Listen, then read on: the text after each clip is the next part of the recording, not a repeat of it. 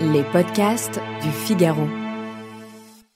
J'ai tout de suite su qu'en fait, j'avais perdu l'usage de mes jambes. Je ne les bougeais plus et pour moi, il n'y avait pas d'autre solution possible que le fauteuil roulant. Moi, je suis un peu une amoureuse de la vie et que j'aime les gens et j'aime les projets. J'aime monter des projets, j'aime les réaliser. Par exemple, faire du saut en parachute ou faire de la plongée, c'est complètement possible quand on est en fauteuil roulant. Et de pouvoir montrer aux personnes valides qu'en fait, les handis, c'est pas des petites choses fragiles, justement. Il y a une urgence à changer. On a besoin d'aller à l'autre bout du monde pour nous engager. Et donc de sortir à nouveau de sa zone de confort. Il me semblait qu'il y avait quelque chose d'injuste. C'est un métier qui demande du temps. De l'empathie, c'est dur. C'est dur, mais c'est tellement gratifiant de faire des... À la fois, c'est génial et à la fois, ça nous terrifie. S'engager, c'est prendre ses responsabilités. Et puis il y avait l'idée aussi de montrer un exemple. Et lâche rien, fonce et avance, quoi. Bonjour et bienvenue dans Les Engagés, le podcast qui donne la parole à celles et ceux qui nous aident à voir plus loin. Aujourd'hui, j'ai le grand plaisir de recevoir Caroline Fruchot. Bonjour Caroline. Bonjour Aude. Caroline, vous avez 31 ans et il y a 6 ans, un accident de ski bouleverse votre existence et vous rend paraplégique. Et au lieu de vous effondrer, vous décidez de prendre un nouveau départ et de profiter de cette nouvelle vie, de continuer avec une soif et une joie de vivre qui impressionnent. Vous avez également lancé une entreprise, Ostobox, qui permet d'envoyer des box cadeaux aux personnes hospitalisées. En mai 2018, vous avez un accident de ski. Qu'est-ce qui se passe dans votre tête au moment de l'accident ? Gros chamboulement. J'ai tout de suite su qu'en fait, j'avais perdu l'usage de mes jambes. Je ne les bougeais plus et pour moi, il n'y avait pas d'autre solution possible que le fauteuil roulant. Et donc, en fait, je pense que je l'ai très vite accepté et je l'ai vite accepté aussi parce que dans ma famille, en fait, j'ai le parrain d'une de mes cousines qui, lui, est en fauteuil depuis plus de 30 ans et que je connais un peu et qui est très dynamique, travaille, a fait beaucoup de sport dans sa vie. Et donc, pour moi, j'ai tout de suite vu le après, OK, je sais comment est-ce que c'est possible de continuer à vivre tout en étant en fauteuil roulant. Je ne dis pas que ça a été facile, mais en tout cas, j'ai rapidement tourné la page sur la vie sur mes deux jambes. Donc, vous restez quand même un long moment à l'hôpital après cet accident. Qu'est-ce qui vous porte et comment ça se passe ce séjour à l'hôpital ? Qu'est-ce qui m'anime, qu'est-ce qui me porte ? En fait, j'ai eu la chance d'avoir des sœurs, des cousines qui m'ont offert des boîtes cadeaux qu'elles avaient elles-mêmes appelées Ostobox. Et en fait, tous les mois, je recevais donc des boîtes avec des jeux, des défis, etc. à l'intérieur. Et ce qui permettait de casser un peu l'ennui du quotidien de l'hôpital, qui n'est pas toujours très sympa et très rose. J'aime bien dire que pour chaque boîte, chaque défi que je réalisais, j'avais la boîte du mois suivant. Donc ça, c'était le côté assez marrant. Et ensuite, ce qui m'a aidé à tenir également, c'est surtout la présence des proches, qui a été d'un soutien mais vraiment inconditionnel, dans le sens où plusieurs fois par jour même, j'avais des amis qui venaient me voir à l'hôpital, des amis de la famille. Notre petit rituel, c'était si tu viens me voir au moment d'un repas, que ce soit le midi ou le soir, tu ramènes à manger, parce que le repas de l'hôpital n'est pas extraordinaire. Et du coup, vraiment, c'était des super moments partagés ensemble et de se sentir aidé, soutenu et accompagné. C'est une énorme chance et une grande force pour moi.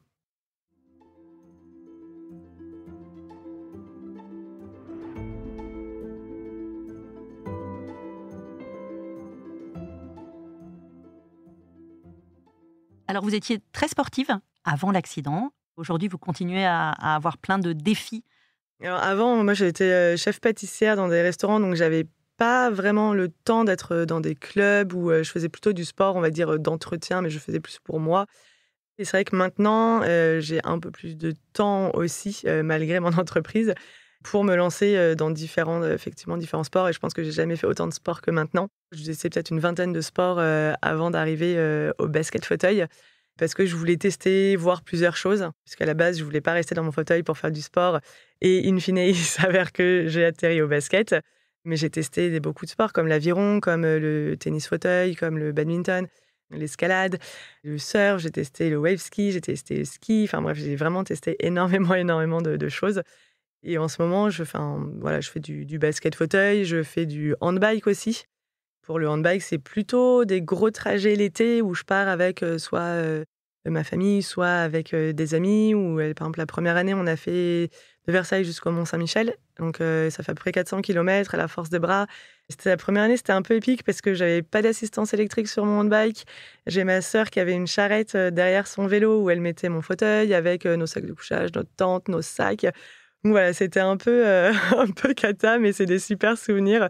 Enfin, pour elle, surtout, un peu cata, parce que ça devait être très, très difficile. Moi, du coup, je n'avais que mes bras pour pousser, mais je n'avais que ça à pousser.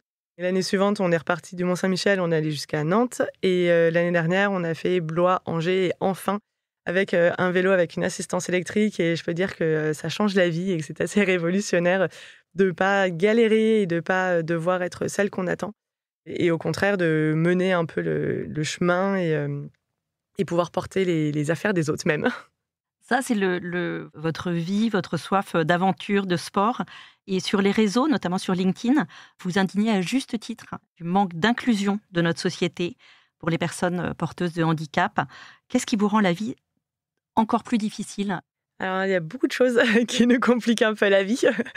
Moi, j'ai souvent tendance à dire, moi, je ne suis pas handicapée. En fait, je suis en situation de handicap parce que quand je suis dans un environnement qui est complètement accessible, en fait, je suis au même titre que tout le monde, capable de faire beaucoup de choses. À partir du moment où on met un peu, sans mauvais jeu de mots, des bâtons dans les roues, la vie est tout de suite plus compliquée. Par exemple, quand je veux réserver une table au restaurant, il faut que je vérifie, que j'appelle pour voir si le restaurant est accessible, parce qu'en général, les informations ne sont pas notées sur les sites des restaurants. Ou bien, si c'est noté, parfois c'est mal noté. C'est-à-dire qu'on va arriver devant le restaurant et en fait, il va y avoir 2 marches. Et en fait, pour le restaurateur, oui, mais bon, c'est que 2 marches. Non, en fait, c'est que 2 marches. Donc, en fait, le restaurant n'est pas accessible. Donc là, la désinformation, il y en a quand même beaucoup. Et ça, honnêtement, c'est quand même c'est une charge mentale qui est assez énorme, en fait, dans notre quotidien. Et ensuite, il y a tous les problèmes d'accessibilité dans les transports, dans tous les établissements qui reçoivent du public. Pour les sites internet, le fait que... Alors moi, je ne parle pas forcément pour mon cas actuellement, mais pour les personnes qui sont malvoyantes, en fait, les sites internet ne sont pas tous faits de manière inclusive. Enfin, il y a énormément de choses qui pourraient être clairement mieux faites si les personnes qui sont en situation de handicap étaient directement impliquées dans la réalisation des projets.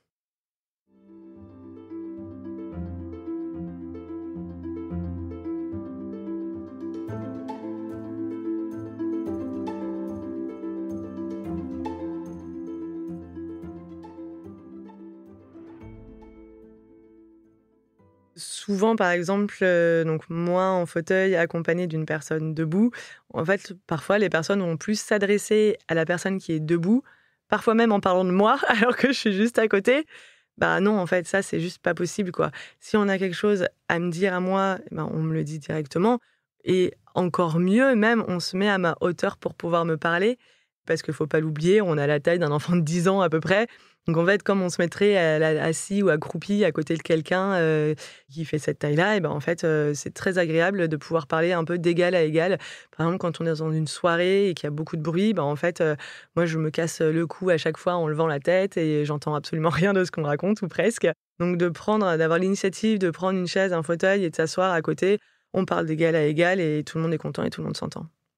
Il existe des associations qui s'occupent de personnes en situation de handicap. Est-ce qu'il y en a en particulier qui vous ont aidé, que vous recommandez pour des personnes qui se retrouvent en situation de handicap ? Complètement. Il y a une association qui s'appelle Comme les autres, qui a été fondée par Michael Jérémias il y a maintenant 13-14 ans à peu près, et qui aide les personnes qui ont eu un accident de la vie à rebondir. Donc on peut les contacter sur les réseaux sociaux également ou sur commelesautres.org, je crois. Et c'est une asso qui est absolument incroyable. Moi, je suis investie dedans depuis à peu près 5 ans. Et elle permet de rebondir autant sur le plan professionnel que de retrouver un appartement, que de rencontrer des personnes qui vivent la même chose que nous, de pouvoir parler de sujets auxquels on n'aurait pas forcément abordé avec des personnes valides qui ne connaissent pas en fait le handicap. Donc pour vraiment avoir des vrais échanges. Et ensuite, il y a également un accompagnement donc sur la mobilité pour apprendre à bien se servir de son fauteuil, pour pouvoir passer des 2 roues, pour vraiment retrouver un maximum d'autonomie. Et à la fin de ce cursus d'1 an, il y a la possibilité de partir en séjour avec des personnes handies et des personnes valides. Donc 5 personnes handies, 5 personnes valides qui partent pour découvrir un peu, aller encore plus loin dans ces retranchements, de façon à montrer aux personnes handies qu'en fait, c'est pas des petites choses fragiles et qu'elles peuvent faire encore plein de choses. De pouvoir, par exemple, faire du saut en parachute ou faire de la plongée, c'est complètement possible quand on est en fauteuil roulant. Et de pouvoir montrer aux personnes valides qu'en fait, les handis, c'est pas des petites choses fragiles, justement. et qu'on peut faire plein de choses et apprendre à vivre ensemble. Donc ça, c'est la première asso dont je parlerai. Et ensuite, pour les créations d'entreprises, il y a HUP Entrepreneur et l'inclusion qui aident également les personnes en situation de handicap à développer leur entreprise. Vous êtes aussi entrepreneuse, puisqu'en 2021, vous avez lancé une entreprise appelée Ostobox, qui commercialise des boîtes pour des personnes hospitalisées. Pourquoi cette initiative et qu'est-ce qu'il y a dans ces boîtes ? Pourquoi cette initiative ? Parce que, donc, comme j'expliquais tout à l'heure, quand j'ai été hospitalisée il y a 6 ans, donc ma famille m'a offert des boîtes cadeaux et j'avais trouvé l'idée et l'initiative super chouette parce que ça permet de sortir un peu de son quotidien et puis de pas s'ennuyer, de rencontrer même parfois d'autres personnes qui sont hospitalisées avec nous qu'on n'aurait pas forcément rencontrées via les petits défis qui sont à l'intérieur. Et en fait, j'avais tellement aimé cette expérience et je l'avais trouvé vraiment hyper dynamique. Les défis qui étaient à l'intérieur étaient super chouettes. Il y avait des petits gâteaux, par exemple, ou de la nourriture dedans. Incroyable quand on est à l'hôpital et qu'on sait que la nourriture est pas excellente. Tout ça qui faisait que moi, j'ai beaucoup aimé recevoir ces boîtes. Mes voisins de chambre et de couloir voyaient ces boîtes arriver et se disaient, ah bah tiens, qu'est-ce que ça va être ? Enfin voilà, ils étaient aussi curieux que moi de pouvoir de pouvoir revoir les boîtes. Et j'ai eu envie du coup de partager l'expérience en fait au plus grand nombre, de dire bah moi si j'ai aimé cette expérience, en fait j'ai envie de la partager et j'ai vraiment envie qu'il y ait des personnes qui sont à l'hôpital, qui n'ont pas de visite pendant de longs mois. Bah, en fait j'ai aussi envie qu'ils puissent avoir un peu de regain d'énergie et de dire ok on pense à toi quoi, on est là. Donc pour l'instant vous avez un site internet qui va redémarrer parce que vous étiez hospitalisé à la suite d'un autre accident. Donc, vous venez de sortir de l'hôpital. Donc, vous allez relancer le site. Vous avez des projets pour le commercialiser dans les hôpitaux, peut-être auprès des relais. Effectivement, d'ailleurs, si les auditeurs nous écoutent, qu'ils n'hésitent pas à me contacter sur LinkedIn ou sur différents réseaux sociaux s'ils sont intéressés par le sujet. Bah, le but du jeu, vraiment, c'est que les Ostobox soient redistribués à un maximum de personnes hospitalisées. Donc, pour le moment, donc ça passe par un site internet, mais ce qui serait super chouette, c'est de pouvoir continuer à travailler avec des associations avec lesquelles je travaille déjà. Donc, c'est de pouvoir fabriquer des boîtes sur mesure pour les associations et ensuite qu'elles vont les redistribuer aux personnes hospitalisées qu'elles vont visiter, de pouvoir travailler avec des mutuelles, de pouvoir travailler avec des CSE, de pouvoir travailler avec les relais des hôpitaux. Enfin, ouais, il y a plein de choses qui sont à faire et il y a plein de belles opportunités, j'espère, qui pourront être créées. Et le point aussi un peu essentiel avec Ostobox, c'est que ça me tient vraiment à cœur d'avoir des produits qui sont fabriqués en France à l'intérieur. Parce que je pourrais me faire une super marge en prenant des produits chinois, mais c'est absolument pas l'objectif d'Ostobox. L'objectif, c'est vraiment de travailler avec des produits qui sont locaux, quand c'est possible, avec des personnes qui sont en situation de handicap. Par exemple, il y a une personne qui m'a aidé à faire le site internet au tout début, qui est en situation de handicap. Le livret qui est à l'intérieur est imprimé dans un ESAT. Il y a des petits gâteaux qui sont à l'intérieur aussi, qui sont fabriqués dans un ESAT en Loire-Atlantique. Enfin voilà, l'idée, c'est d'avoir vraiment une boîte vertueuse. Qu'est-ce qui aujourd'hui vous anime, votre joie de vivre, votre... C'est une question très difficile. Je pense que c'est les projets que je mène, c'est les rencontres que je vais faire, c'est vraiment l'humain. Ce que je racontais dans une interview, c'est que moi, je suis un peu une amoureuse de la vie et que j'aime les gens et j'aime les projets, j'aime monter des projets, j'aime les réaliser. Là, je suis en train de regarder une aventure un peu folle, toujours avec ma famille et des amis, pour pourquoi pas essayer de partir depuis Paris et relier la Corse, faire le tour de Corse à vélo, avec le passage Marseille jusqu'en Corse, pourquoi pas en faisant du bateau stop. Enfin voilà, il y a vraiment rien qui me fait peur et à voir dans les aventures futures, quel projet je vais monter encore et c'est ça qui m'anime, ouais. Et à moyen terme, vous allez aussi être porteuse de la flamme. Tout à fait, ouais. Là, ça commence à être du court terme même, parce que ça arrive assez rapidement. La ville de Versailles m'a demandé si j'acceptais de porter la flamme. Je n'ai pas hésité très longtemps et donc je serai le 23 ou 24 juillet, je ne sais plus, dans la ville de Versailles avec la flamme olympique. C'est une grande fierté. Je vais maintenant vous poser la question traditionnelle des engagés. Caroline, si vous étiez à ma place, quel engagé inviteriez-vous ? Je pense que j'inviterai Marine Barnieras, qui est, pour la petite histoire, en fait, a écrit un livre qui s'appelle Super Héros à la suite de la découverte en fait d'une sclérose en plaques. Et le livre m'a été offert par une très bonne amie quand moi, j'étais à l'hôpital. Et en fait, elle raconte son voyage en disant que voilà, elle est partie pendant, je crois, 3 mois, 1 mois en Mongolie, 1 mois en Birmanie et 1 mois, je voudrais pas dire de bêtises, sur le 3e pays, pour apprendre à se connaître elle, en fait, en dehors un peu de sa maladie, des poussées de sclérose en plaques qu'elle pourrait avoir.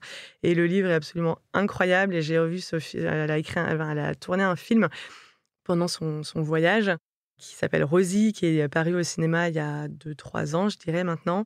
Et c'est une fille qui a une joie de vivre, qui est tout le temps en train de rigoler, et qui a un énorme smile, enfin voilà, qui donne vraiment la pêche. Et vraiment, elle est assez incroyable. J'ai pas eu encore... je l'ai rencontrée une fois dans un salon qui s'appelle Inclusive Day, mais j'ai pas eu la chance d'échanger pendant très longtemps avec elle. Et vraiment, elle est assez géniale. Ouais. Enfin, faut la suivre sur les réseaux sociaux. Elle est assez inspirante. Merci beaucoup Caroline d'être venue au micro des engagés. Je rappelle que vous êtes fondatrice du site ostobox.fr sur lequel j'invite chacun à se rendre. Le temps était trop court pour partager tout ce que vous avez à dire, mais je rappelle qu'on peut vous contacter sur les réseaux sociaux pour nos auditeurs qui auraient encore des questions. Merci beaucoup et à bientôt. Merci beaucoup. Au revoir. Merci d'avoir écouté ce podcast. Je suis Aude Cérès, rédactrice en chef au Figaro. Vous pouvez nous retrouver sur Figaro Radio, lefigaro.fr et toutes les plateformes d'écoute. Si vous avez aimé ce podcast, n'oubliez pas de vous abonner et de donner votre avis sur Apple Podcasts et Spotify. À bientôt!